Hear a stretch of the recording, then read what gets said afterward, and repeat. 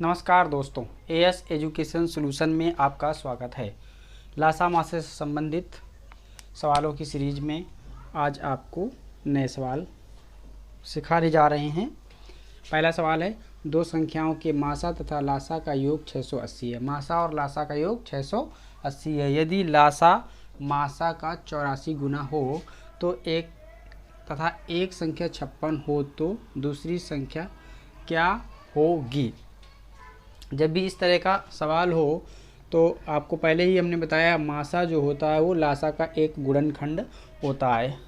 तो यहाँ पर मान लेंगे कि जो मासा है इसको मान लेंगे कि मासा बराबर x मान लेंगे, तो जो लासा हो जाएगा वो आपका हो जाएगा 84x, क्योंकि बता रहा है मासा का 84 गुना है लासा।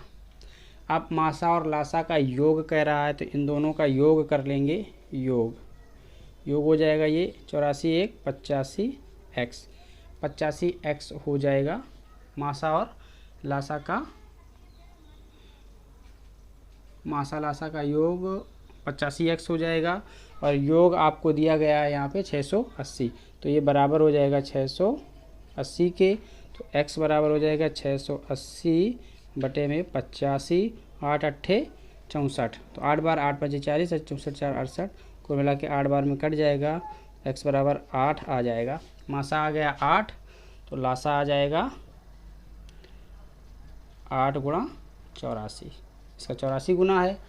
अब एक संख्या यहाँ पे 56 है तो दूसरी संख्या पूछ रहा है, तो दूसरी संख्या के लिए हमने आपको सूत्र बताया था।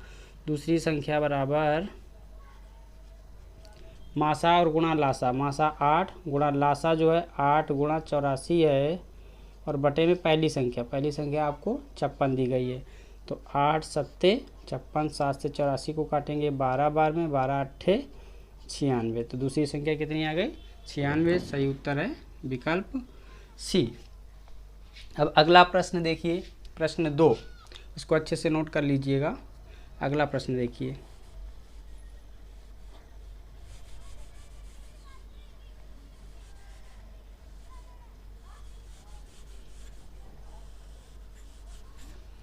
प्रश्न नंबर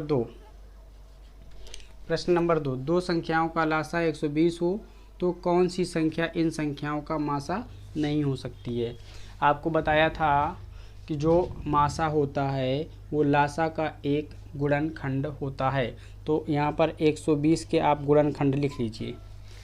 120 के क्या करेंगे, गुणनखंड लिख लेंगे। 120 का गुणनखंड 1, दूसरा होगा 2 का भाग जाएगा, 3 का भाग जाएगा, उसके बाद में 4 3 12, 4 का भाग चला जाएगा, 6 दूनी 12, 6 का चला जाएगा, 8 का भी चला जाएगा, 15 बार में 15 अट्ठे 120, 8 के बाद 10 का भी चला जाएगा, 10 के बाद 12 का भी चला जाएगा, 15 का भी चला जाएगा, 15 अट्ठे 120, 15 के बाद आपका भाग इसमें चला जाएगा 20 का भाग चले जाएगा, 20 छक्का 120, 20 के बाद इसमें 24 का चला जाएगा भाग, 24 पंचे 120, 24 के बाद में 30 का चला जाएगा, 30 चौको 120, और 30 के बाद में चला जाएगा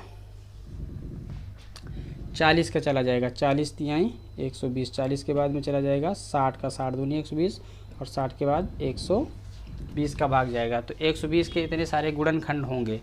ये तो हमने आपको गुणनखंड करके बताया है, लेकिन जब ऑप्शन वाले सवाल होते हैं तो ये सब नहीं करते हैं, डायरेक्ट देखते हैं ऑप्शन में कि किसका भाग चला जाएगा, वो इनमें से मासा हो सकता है। तो 120 के मासा, अगर दो संख्याओं का लासा 120 हो तो उसके मासा इतने सारे हो सकते हैं।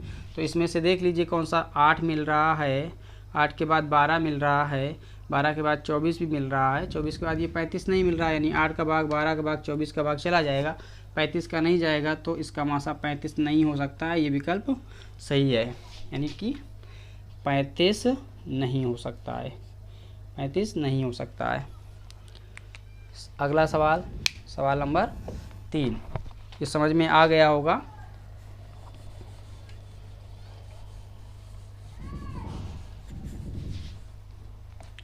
सवाल नंबर 3 देखिए, ऐसी संख्याओं के कितने जोड़े होंगे जिनका मासा 16 तथा लासा 136 हो। तो आपको बताया कि मासा का भाग लासा में चला जाना चाहिए। मासा जो है लासा का एक गुणनखंड होता है, तो भाग चला जाना चाहिए। 16 का भाग इसमें करेंगे 16 अट्ठे 128, 16 नवैया 144, यानी कि 16 से ये विभाजित 16 अट्ठे 128, 16 में 8 गए 8, 8 शेष बच रहा है, ये शेष बच रहा है, यानी ये 16 से विभाजित नहीं है। तो ऐसा कोई भी जोड़ा पॉसिबल नहीं है जिनका मासा 16 और लासा 136 हो। तो ये विकल्प होगा कोई नहीं, डी नंबर वाला। ऐसा कोई भी जोड़ा पॉसिबल नहीं है जिनका मासा 16 और लासा 136 हो। ऐसी कोई संख्या पॉसिबल नहीं हो। सवाल नंबर 4 देखिए, यहाँ पर इसका उत्तर कोई नहीं होगा, कोई नहीं। सवाल नंबर 4, सवाल नंबर 4 देखिए, 306 और 657 का मासा 9 है, तो लासा क्या होगा। बिल्कुल आसान सा है। लासा निकालने के लिए क्या करेंगे, लासा बराबर संख्याओं का गुणनफल, यानी 306 गुणा 657 और बटे में मासा, मासा 9 है, क्योंकि लासा गुणा मासा बराबर संख्याओं का गुणनफल है।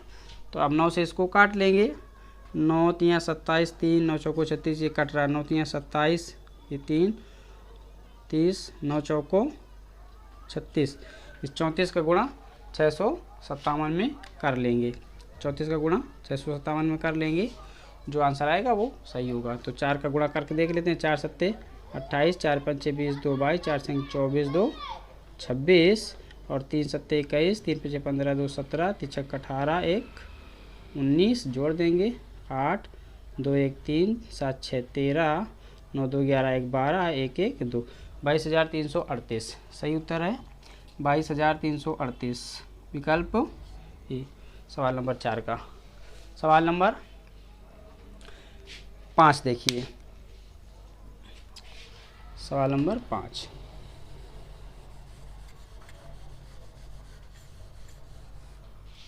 सवाल नंबर 5, वह न्यूनतम पूर्ण वर्ग संख्या क्या होगी जो 12, 15 तथा 25 से पूर्णतया विभक्त हो जाए। तो न्यूनतम संख्या पूछ रहा है, तो लासा का सवाल है 12, 15 और 25 से पूर्णतया विभाजित हो जाए। तो इसमें सेम टू सेम वही काम करेंगे। ये दो संख्याएं 3 से कट रही हैं, 3 से हम काटेंगे, 3 चौको 12, 3 पछे 15 और ये 25 नहीं कट रही 3 से, इसको ऐसे उतार लेंगे। हमको लासा निकालना है, लासा, लासा 5 छोटी है, इसका भाग 25 में जा रहा है, ये 5 पहले ही ख़त्म। अब हमको पूर्ण वर्ग संख्या बतानी है। तो ये पूर्ण वर्ग संख्या है, 5 का वर्ग है, ये 2 का वर्ग है, ये पूर्ण वर्ग नहीं है। तो इसमें हम क्या करेंगे, अपने आप से गुणा कर देंगे, अपने आप से गुणा कर देंगे ताकि ये बन जाए पूर्ण वर्ग। इस 3 का अपने आप से गुणा करेंगे, तो कुल मिलाकर के ये 3 त्रिका 9 हो जाएगा, 25 चौको 100 का 2 जीरो। तो वह न्यूनतम पूर्ण वर्ग संख्या कौन सी होगी, 900 विकल्प बी सही है। Thank you.